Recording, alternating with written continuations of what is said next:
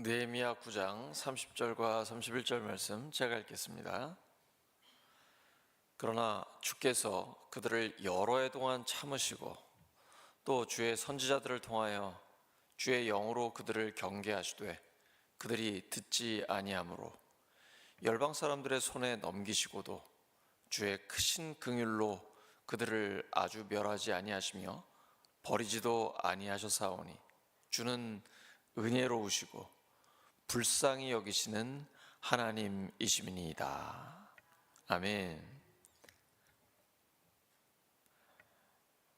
긍휼히 여기시는 하나님, 긍휼히 여기시는 하나님이라는 제목으로 하나님 말씀 전하겠습니다.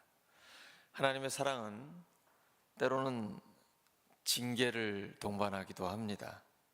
우리는 하나님께서 우리를 사랑하신다는 사실을 믿지만 때때로 우리가 겪는 어려움 속에서 하나님의 사랑을 의심할 때가 있습니다. 그런 경우가 우리에게 이렇게 마음에 올 때가 있죠. 얼른 그런 마음을 내려놓고 다시 하나님 앞에 기도하면서 나아가지만 이것이 우리의 현실입니다. 하지만 성경은 분명히 기록하고 있습니다. 히브리서 12장 6절입니다. 주께서 사랑하시는 자를 징계하시고 관심이 없으시면 심판하시면 내버려 두십니다. 사랑하시기 때문에 징계하시는 거죠.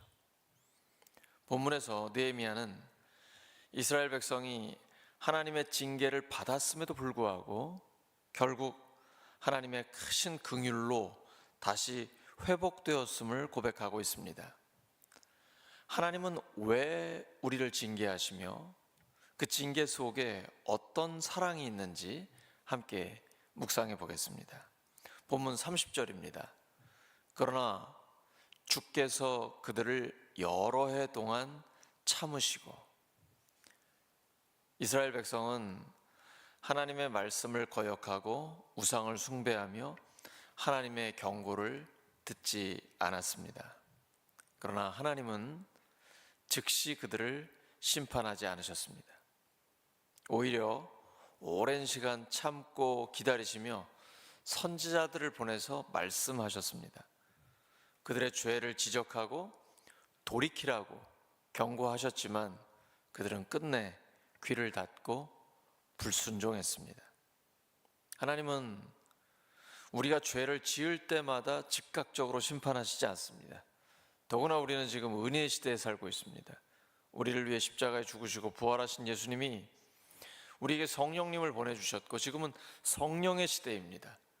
은혜의 시대입니다. 그래서 오래 참고 기다리시며 늘 하나님의 은혜로 우리를 덮어주십니다. 우리에게 다시 기회를 주십니다. 베드로후서 3장 9절입니다. 주의 약속은 어떤 이들이 더디다고 생각하는 것 같이 더딘 것이 아니라 오직 주께서는 너희를 대하여 오래 참으사 아무도 멸망하지 아니하고 다 회개하기에 이르기를 원하시느니라.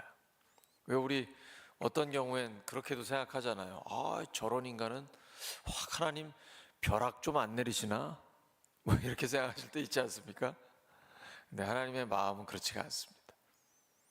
모든 사람이 회개하고 구원받기를 원하십니다.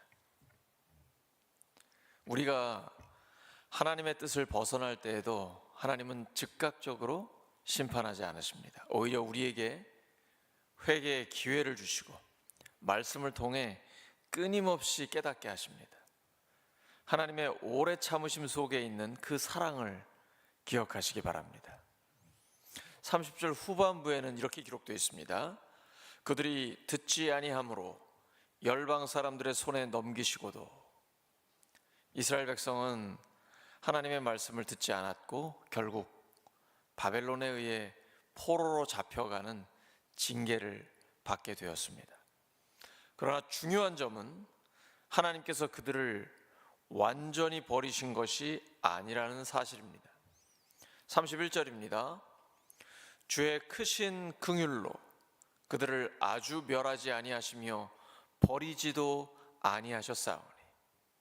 하나님의 징계는 우리를 멸망시키기 위한 것이 아니라 회복시키기 위한 것입니다. 하나님은 우리를 교훈하시고 죄에서 돌이켜 다시 그분께 돌아오게 하기 위해서 징계하십니다. 히브리서 12장 11절입니다. 무릇 징계가 당시에는 즐거워 보이지 않고 슬퍼 보이나 후에 그로 말미암아 연단받은 자들은 의와 평강의 열매를 맺느니라. 바로 이것이 하나님이 우리를 징계하시는 목적입니다. 의와 평강의 열매입니다. 우리가 인생에서 어려움을 겪을 때 그 고난이 단순한 불행이 아니라 하나님께서 우리를 더욱 순결하고 거룩하게 빚어가시는 과정임을 기억하시기 바랍니다. 우리는 고난이 끝이 아니라 하나님의 승리를 이루는 과정이라는 것을 기억해야 합니다. 그러면 기도하면서 기다리면서 견딜 수 있습니다. 하나님은 결코 우리를 버리지 않으십니다. 이스라엘은 바벨론 포로 생활을 겪고 성전과 성벽이 무너지는 아픔을 경험했습니다. 그러나 하나님은 그들을 완전히 버리지 않으셨습니다. 오히려 남은 자들을 통해 다시 회복하실 계획을 갖고 계셨습니다. 31절 후반부입니다. 주는 은혜로우시고 불쌍히 여기시는 하나님이시니이다. 하나님의 징계가 끝난 후 이스라엘 백성은 다시 예루살렘으로 돌아올 기회를 얻었습니다. 하나님이 기회를 주실 때 반드시 잡으셔야 합니다. 그래서 늘 깨어 기도해야 하는 것입니다. 하나님이 번득이는 지혜를 주시고 신실한 사람을 붙여주시고 기회를 주십니다. 그걸 잡으셔야지. 기회를 놓치면 언제 다시 올지 몰라요. 하나님이 기회를 주실 때 반드시 잡으셔야 합니다. 그러면 그 기회를 통해 하나님이 모든 걸 합력해 선을 이루어 주십니다.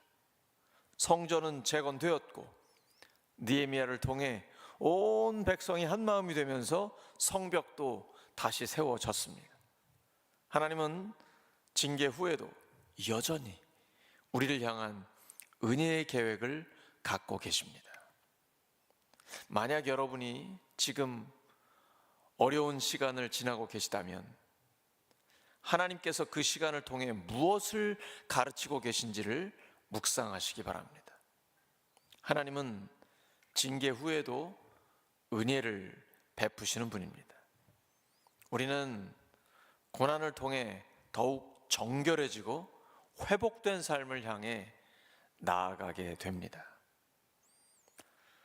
사랑하는 우리 울산교회 성도 여러분, 하나님의 징계 또한 우리를 향한 사랑의 표현입니다.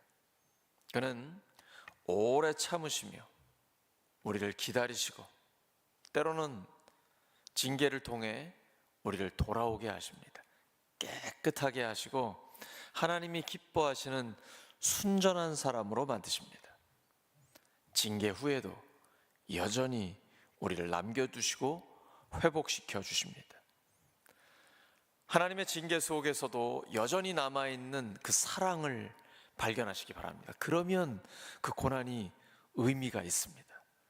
고난 중에 숨겨져 있는 하나님의 신비를 발견하게 됩니다. 그리고 하나님께 더욱 가까이 나아가는 믿음의 삶을 살아가시기 바랍니다. 오늘도 새벽 기도에 나오시는 성도님의 뒷모습을 봤는데요, 힘든 중에도 내가 기도하리라 라는 그 결단이 보입니다. 그러셔야 됩니다. 어려우면 어려울수록 하나님께 더 가까이 나아가시기 바랍니다. 하나님을 가까이 하라. 그리하면 너희를 가까이 하시리라. 그 크신 하나님의 긍휼과 사랑을 신뢰하며 성령의 역사를 체험하시기를 예수 그리스도 이름으로 축원합니다. 하나님 아버지 감사합니다. 우리 각자가 지금 어떠한 상황 가운데 있다 할지라도 오늘 저희들이 하나님께 가까이 나아갑니다. 하나님, 우리에게 더 가까이 와 주시옵소서. 성령으로 충만케 해주시고 하나님의 은혜로 가득 채워 주시옵소서. 예수님의 이름으로 기도드립니다. 아멘.